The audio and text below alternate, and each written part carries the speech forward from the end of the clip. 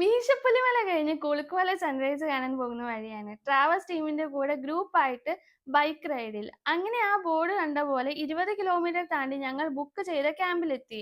ഇന്ന് ഇവിടെ സ്റ്റേ അടിച്ച് നാളെ രാവിലെയാണ് സൺറൈസ് കാണാൻ ഇവർ നമ്മളെ കൊണ്ടുപോകുന്നത്.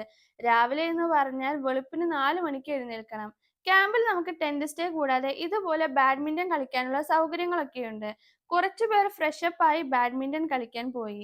ക്ഷീണമുള്ളവർ ടെന്റിൽ കയറി ഉറങ്ങാനും.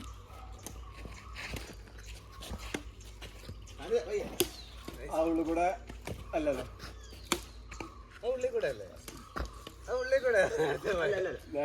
അല്ലല്ല. ടീ ടൈം ആയാൽ സൺസെറ്റ് കാണാൻ കൊണ്ടുപോകുന്ന ഒരു അടിപൊളി സ്ഥലമാണ് ഫാൻഡം ഹിൽസ്. വണ്ടിയിൽ പാതി പോയി മുകളിലോട്ട് പിന്നെ നടന്നു വേണം കയറാൻ. ഷോർട്ട് കട്ട് അടിച്ച് ട്രക്ക് ആക്കിയാൽ അവിടെ ടോപ്പിൽ കിട്ടുന്ന ഒരു ഏലക്ക ഇട്ട ചായയുണ്ട്. ആ ചായ കുടിച്ചൊന്ന് ഇരിക്കുന്ന ഫീല് തന്നെ വേറെയാ. കണ്ടാൽ കൊടൈക്കനാൽ ആംബിയൻസ് ഉണ്ടെങ്കിലും മൂന്നാറിലെ ഒരു അണ്ടർ റേറ്റഡ് സ്പോട്ടാണ് ഫാൻഡം ഹിൽസ്. സൺസെറ്റ് കാണാൻ നല്ലൊരു അടിപൊളി സ്ഥലമാണ്. ഫാൻഡം ഹിൽസ് ട്രക്ക് ചെയ്ത് കഴിഞ്ഞ് വരുമ്പോഴേക്കും നല്ല തണുപ്പായിട്ടുണ്ടായിരുന്നു കേട്ടോ. അതുകൊണ്ട് തന്നെ തിരിച്ചു വരുമ്പോൾ ദേ ഇതുപോലെ ക്യാമ്പ് സൈറ്റിൽ ലൈറ്റിങ്ങും ക്യാമ്പ് ഫയറും കൊണ്ടൊക്കെ ഭംഗിയാക്കിയിട്ടുണ്ടായിരുന്നു. അതിനുശേഷം ഇട്ട് തന്ന എല്ലാ പാട്ടുകൾക്കും ഞങ്ങൾ ആർമാദിച്ച് തന്നെ ഡാൻസ് കളിച്ചു. സെയിം വൈബുള്ള കുറച്ച് പേരെ കിട്ടിയപ്പോൾ അവരെയും കൂട്ടി ഞങ്ങൾ നല്ലൊരു ഗ്രൂപ്പ് ഉണ്ടാക്കി ഞങ്ങൾ നന്നായി തന്നെ ഡാൻസ് കളിച്ചു. രാത്രി DJ പരിപാടികൾക്കെല്ലാം ശേഷം ഫയർ കൊണ്ടുള്ള 2 പേരുടെ ഷോ കൂടി ഉണ്ടായിരുന്നു.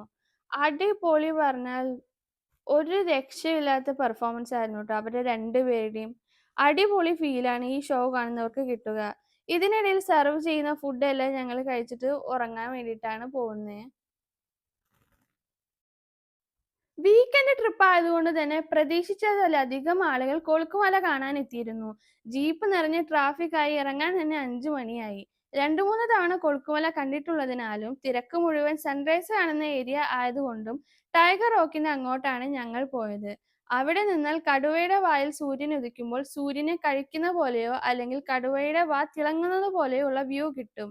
എൻ്റെ ഒരു ഡ്രീം ട്രൂ കം മൊമെന്റ് ആയിരുന്നു അത്. അങ്ങനെ ഒരു പിക്ചർ എടുക്കുക എന്നുള്ളത്. സൂര്യോദയം കാത്തിരിക്കുന്ന ആ ഫീൽ ഒന്ന് വേറെ തന്നെയാണ്. തിരിച്ചു വരുമ്പോൾ നമുക്ക് തേയിലത്തോട്ടത്തിലൊക്കെ ഇറങ്ങി ഫോട്ടോ എടുക്കാൻ ജീപ്പുകാർ നിർത്തി തരും. മീശപ്പുലിമല ബാക്ക്ഗ്രൗണ്ടിൽ വരുന്ന ഏരിയയിലാണ് ഞങ്ങൾക്ക് നിർത്തി തന്നത്. എന്നെ സംബന്ധിച്ചിടത്തോളം ഈ കാണുന്ന പിക്ചേഴ്സ് ഒക്കെ ഉണ്ടല്ലോ ഒരു മെമ്മറി റീക്യാപ്പ് മൊമെന്റ് ആണ്. എന്താ പൊളിയല്ലേ കാണാൻ? എത്ര വന്നാലും എത്ര കണ്ടാലും മതിയാവാത്ത ഒരു സ്ഥലം കൂടിയാണ് കേട്ടോ ഈ കുളുക്കുമല എന്ന് പറയുന്നത്. എല്ലാ പ്രാവശ്യവും ഞാൻ കയറാറുള്ളത് ബാക്കിലാണ്. ബാക്കിൽ കയറിയാൽ എന്താന്ന് വെച്ച് കഴിഞ്ഞാൽ കുറച്ചധികം കുലുക്കം നിങ്ങൾ എക്സ്പീരിയൻസ് ചെയ്യും എന്നുള്ളതാണ്. പക്ഷെ ഫ്രണ്ടിൽ കയറിയാലുള്ള ഒരു ഉപകാരം എന്താന്ന് വെച്ച് കഴിഞ്ഞാൽ കുലുക്കം കുറവായിരിക്കും. അതുപോലെ തന്നെ നല്ല അടിപൊളി വ്യൂവും നമുക്ക് കിട്ടും സൈഡിൽ കൂടെ. ആദ്യമായിട്ട് കുളുക്കുമല കാണാൻ പോകുന്നവരാണെങ്കിൽ ബാക്ക് സീറ്റ് തന്നെ ഞാൻ സജസ്റ്റ് ചെയ്യുള്ളൂ. നിങ്ങൾക്ക് പ്രത്യേകിച്ച് വലിയ അസുഖങ്ങളൊന്നും ഇല്ലെങ്കിൽ, നട്ടെല്ലിന് വലിയ പരിക്കൊന്നും ഇല്ലെങ്കിൽ നിങ്ങൾ ബാക്ക് സീറ്റിൽ ഇരിക്കുന്നതാണ് നല്ലത്. അവിടെയാണ് കുറച്ചും കൂടി അഡ്വഞ്ചർ എക്സ്പീരിയൻസ് നമുക്ക് എക്സ്പീരിയൻസ് ചെയ്യാൻ പറ്റുക. എന്നെ സംബന്ധിച്ചിടത്തോളം 2-3 പ്രാവശ്യം പോയിട്ടുള്ളതെല്ലാം ഞാൻ അവിടെ ബാക്ക് സീറ്റിൽ ഇരുന്നിട്ടാണ് എൻജോയ് ചെയ്തിട്ടുള്ളത്. ഈ ഡ്രൈവർ സീറ്റിൽ ഇരിക്കുക എന്നുള്ളത് എൻ്റെ ഒരു ബക്കറ്റ് ലിസ്റ്റ് ഐറ്റം തന്നെയായിരുന്നു. കാരണം ആരെങ്കിലുമൊക്കെ ഉണ്ടാകും ഇതുപോലെ ഇങ്ങനെ കുലുക്കം കുലുക്കാൻ പറ്റാത്തൊരു ആൾക്കാരുണ്ടായിരിക്കും. അതുകൊണ്ട് തന്നെ അവരെല്ലാവരും ഡ്രൈവർ സീറ്റിൽ ഇരിക്കുമ്പോൾ എനിക്കൊരു ആഗ്രഹമായിരുന്നു ഇങ്ങനെ ഇരിക്കണമെന്ന്. ക്യാമ്പിൽ തിരിച്ചെത്തിയിട്ട് ഞങ്ങൾ ബാഗെല്ലാം പാക്ക് ചെയ്തിട്ട് അവിടെ താമസിക്കുന്ന വീട്ടുകാരുടെ കയ്യിൽ നിന്ന് തോട്ടി ഇതുപോലെ എടുത്ത് പഴങ്ങൾ പൊട്ടിക്കുകയാണ് കേട്ടോ. 2-3 പഴങ്ങൾ.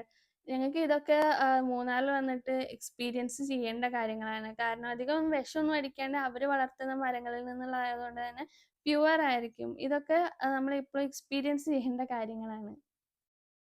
തിരിച്ചിറങ്ങുമ്പോൾ ഞങ്ങളൊരു കാര്യം ആലോചിച്ചു. എന്തായാലും തിരിച്ചു പോകുമ്പോൾ നമുക്ക് അത്യാവശ്യം ഏരിയകൾ കൂടി കവർ ചെയ്ത് പോയാലോ എന്ന്. ബൈക്കിലാണല്ലോ. അതുകൊണ്ട് തന്നെ ഞങ്ങൾ ആദ്യം മൂന്നാർ പോസ്റ്റ് ഓഫീസ് ഉണ്ട് അവിടെ. ആ പോസ്റ്റ് ഓഫീസിന് മുന്നിൽ നിന്ന് ഒരു ഗ്രൂപ്പ് ഫോട്ടോ ഒക്കെ എടുത്ത് ഞങ്ങൾ പിന്നെ റൂട്ട് സെറ്റ് ആക്കിയത് മൂന്നാർ പൂപ്പാറ റോഡ് വഴിയാണ്. ആ വളഞ്ഞു പൊളഞ്ഞുള്ള റോട്ടിൽ കൂടെയുള്ള യാത്ര ഒരു രക്ഷയില്ലാത്തൊരു എക്സ്പീരിയൻസ് ആണ്. നിങ്ങൾ പോവാത്ത റോഡാണെങ്കിൽ എന്തായാലും അവിടെ ബൈക്ക് വഴിയാണ് പോകുന്നതെങ്കിൽ ഒന്ന് പോയി നോക്ക്. നല്ലൊരു അടിപൊളി കിടിലൻ എക്സ്പീരിയൻസ് ആണ്.